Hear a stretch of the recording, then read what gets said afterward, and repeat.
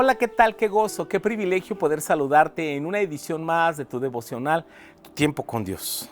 Estamos muy agradecidos este inicio de semana y este inicio de mes. Damos la bienvenida a todos nuestros nuevos suscriptores. Por favor, no pierdas un solo día de la meditación de la palabra y comparte este devocional con otros.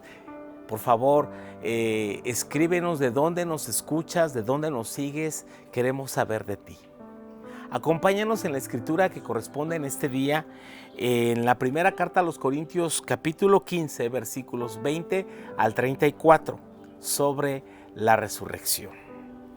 Mas ahora Cristo ha resucitado de los muertos, primicias de los que durmieron es hecho, porque por cuanto la muerte entró por un hombre, también por un hombre la resurrección de los muertos.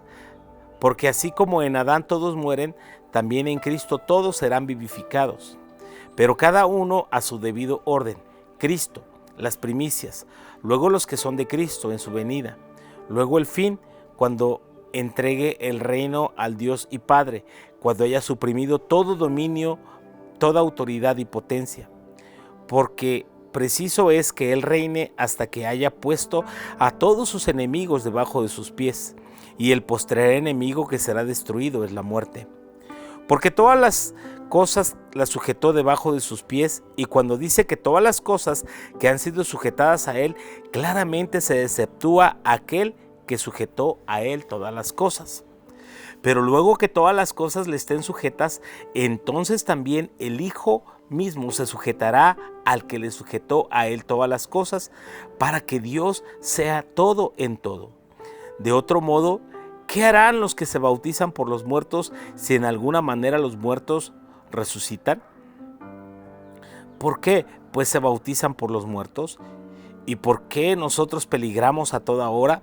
Os aseguro, hermanos, por la gloria que de vosotros tengo en nuestro Señor Jesucristo, que cada día muero. Si como hombre batallé en Éfeso contra fieras, ¿qué me aprovecha si los muertos no resucitan? Comamos y bebamos porque mañana moriremos. No erréis, las malas conversaciones corrompen las buenas costumbres. Velad sabiamente y no pequéis, porque algunos no conocen a Dios, para vergüenza vuestra lo digo. Sobre la resurrección. Aquí el apóstol Pablo está explicando algunas cosas muy profundas tocante a la resurrección y a los tiempos finales. De hecho, los versículos 20 al 28 se refiere a los tiempos postreros y que son los tiempos finales. Ya que la resurrección de Jesús es una verdad histórica, Él ha sido primicias de los que murieron.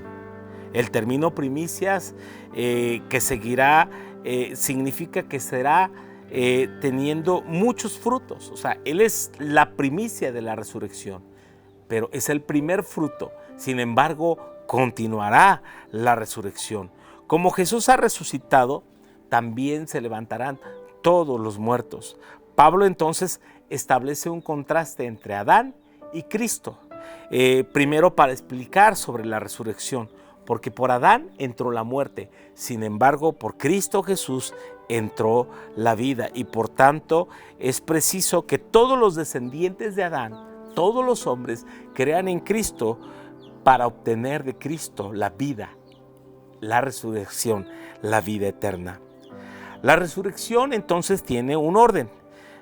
Primero resucitó Jesús, luego resucitarán los que crean en Cristo, y después resucitarán todos cuando Él volviere y va a juzgar al mundo. Cuando Jesús venga y cuando venga lo que entendemos como el fin del mundo, Satanás y la muerte serán destruidos por completo para dar lugar a un reino eterno de Dios. Y este es el fin de nuestra vida, no es la muerte.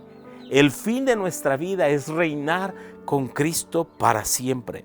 Y ciertamente gozaremos de una vida eterna con Cristo Jesús cuando Él venga y todos sus enemigos sean puestos por estrado de sus pies. Así que debemos nosotros estar confiados en la resurrección. Los versículos 29 al 34 nos explican que en los días de Pablo, algunos creyentes se estaban bautizando en nombre de los muertos. Y esto es un pasaje controversial y ha dado lugar a sectas que hoy en día se bautizan por los muertos. Es decir, si el familiar, el amigo, el pariente de alguien, el abuelo, murió sin creer, pero ahora tú crees y te bautizas en nombre de tu abuelo, quiere decir que lo vas a sacar de allá del lugar de tormento donde se encuentre. Eso es imposible. La salvación es personal. Y por otro lado, la salvación no consiste en bautizarse. El bautismo no te da a ti un lugar en el cielo. Más bien, nos bautizamos en obediencia por haber creído en Cristo y confesar públicamente que Él es nuestro Señor, y estamos dando testimonio de nuestra voluntad de seguir a Dios, y sepultados en el agua, simbolizando nuestra muerte, y al ser levantado, como Pablo lo explica en Romanos capítulo 6, el ser resucitados para andar en una nueva vida.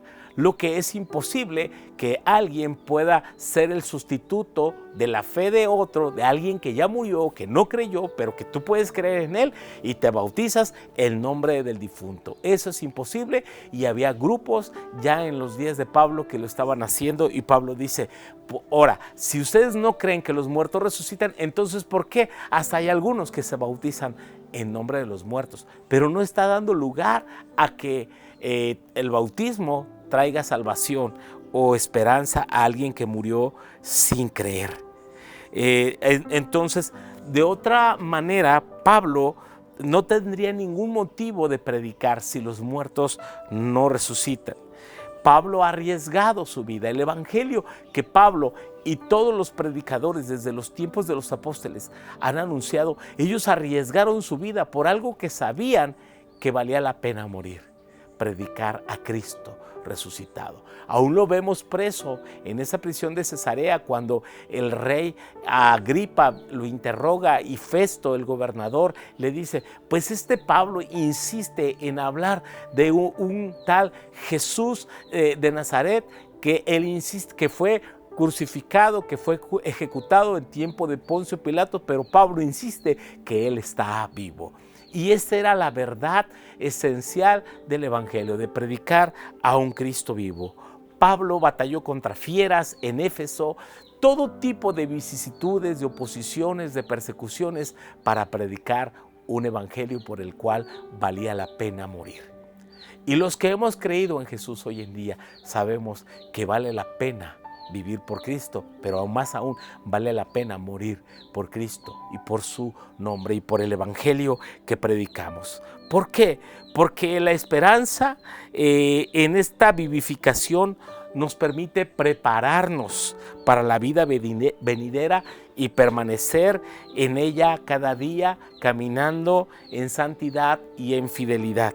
Sin embargo, aquellos que buscan los placeres de la vida, aquellos que decían esta filosofía de vida: comamos y bebamos que mañana moriremos. Ese tipo de pensamiento es un pensamiento de una vida liviana, una vida lisonjera, es una vida permisiva, una vida en la cual la gente dice: tú goza la vida, vive, disfruta, dale vuela a la hilacha, decimos acá en México, y que al cabo la vida es corta, disfrútala, y no están pensando que un día van a comparecer ante el juicio de Dios o ante el tribunal de Cristo. Y todos daremos cuentas de nuestros hechos, de nuestras obras, sean buenas o sean malas. Así que vivir en una vida en santidad, porque un día, aunque se termine esta vida física, un día todos compareceremos delante de Dios. Por tal motivo debemos vivir una vida agradable a Dios, porque con la muerte no termina todo, más bien comienza la eternidad, y una eternidad con Dios. Te animo a vivir en santidad, en vivir en obediencia y vivir en pasión para con Dios. Te bendigo en el nombre precioso de Cristo Jesús. Amén y amén. Mi deseo es conocer